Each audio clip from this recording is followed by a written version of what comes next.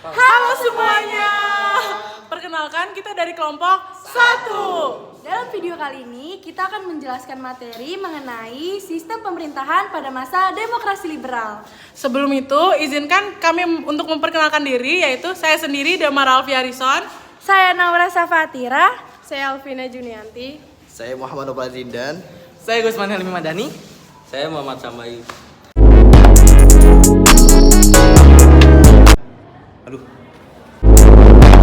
Nah, demokrasi liberal itu adalah sistem politik yang melindungi hak individu dari kekuasaan pemerintah secara konstitusional.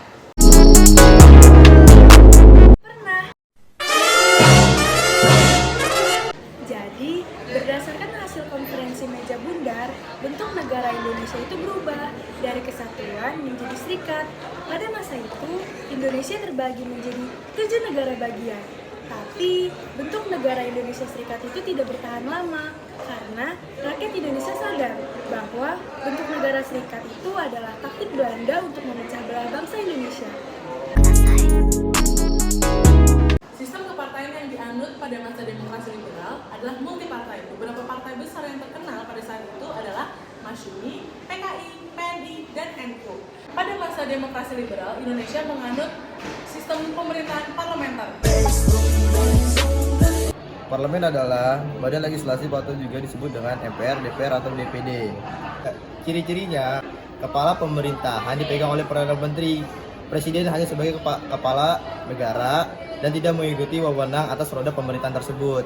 Masa jabatan kabinet tidak diatur. Para Perdana Menteri bisa saja menjatuhkan parlemen tersebut dengan mosi tidak percaya dengan kinerjanya dan kebijakannya. Kakak label parlaka. Paku sen, paku 5 dalam kain. Raba baku raba ingat mantan waktu. Jadi, pemerintahan demokrasi liberal terjadi kan pada 1949 sampai 1959. Nah, demokrasi liberal ini menjunjung tinggi asas kekuasaan. Oleh sebab itu, banyak terjadi perbedaan pendapat-pendapat yang menyebabkan masalah dalam masyarakat. Nah, selama demokrasi liberal ini sering juga terjadi pergantian kabinet. Yang pertama, Kabinet Nasir yang berhasil mengubah ekonomi yang pada awalnya ekonomi kolonial menjadi ekonomi nasional. Selain itu, prestasi yang paling menonjol di Kabinet Nasir adalah Indonesia berhasil diterima menjadi anggota PBB. Dua, Kabinet Sukiman yang menjalankan politik luar negeri yang bebas aktif serta menuju perdamaian dunia. Yang ketiga, ada Kabinet Wilopo yang mempercepat usaha-usaha perbaikan untuk pembaruan pengajaran dan pendidikan. Yang keempat, ada Kabinet Ali Sastroamidjojo pertama yang berhasil membatalkan hasil konferensi meja bundar yang berkaitan tentang hutang Indonesia terhadap Belanda. Yang kelima, ada Kabinet Burhanuddin Harahap yang menyelenggarakan pemilihan umum pertama di Indonesia pada tanggal 29 September 1955. Yang keenam, ada Kabinet Ali Sastroamidjojo kedua yang melakukan pembubaran konferensi meja bundar. Kabinet yang ketujuh adalah Kabinet Juanda yang membentuk Dewan Nasional.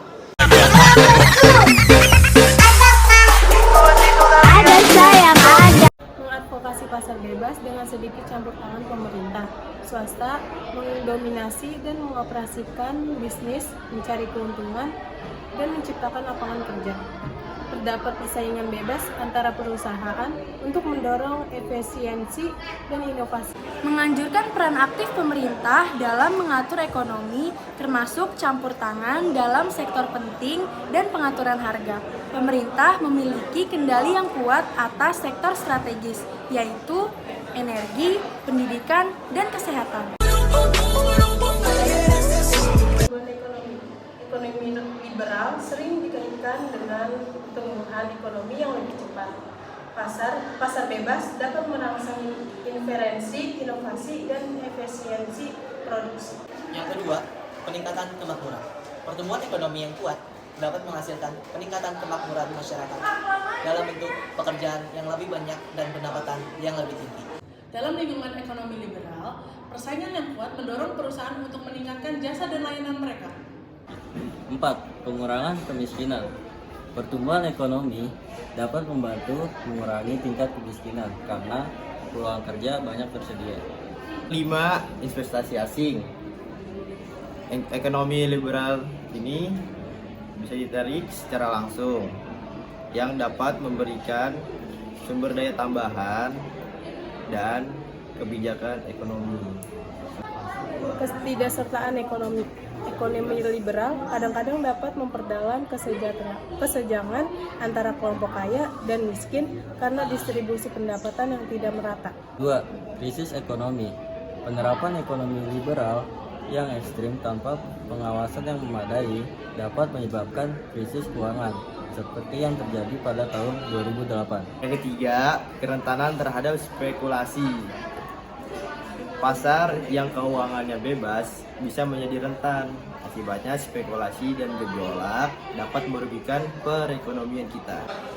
Kurangnya regulasi dalam ekonomi liberal bisa berdampak negatif pada lingkungan karena kurangnya insentif untuk melindunginya. Tantangan terhadap gejolak global. Negara dengan ekonomi yang sangat tergantungan, perdagangan internasional bisa menjadi rentan terhadap gejala ekonomi global. Terima kasih. Terima kasih. Terima kasih.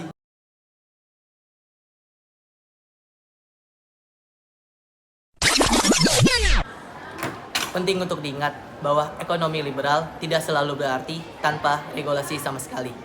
Banyak negara menerapkan campur tangan pemerintah untuk mencegah eksploitasi dan melindungi kepentingan masyarakat. Dampak ekonomi liberal dapat bervariasi tergantung sejauh mana ekonomi liberal tersebut diatur dan cara pemerintah merespon berbagai isu ekonomi. Terima kasih. Terima kasih. Terima kasih.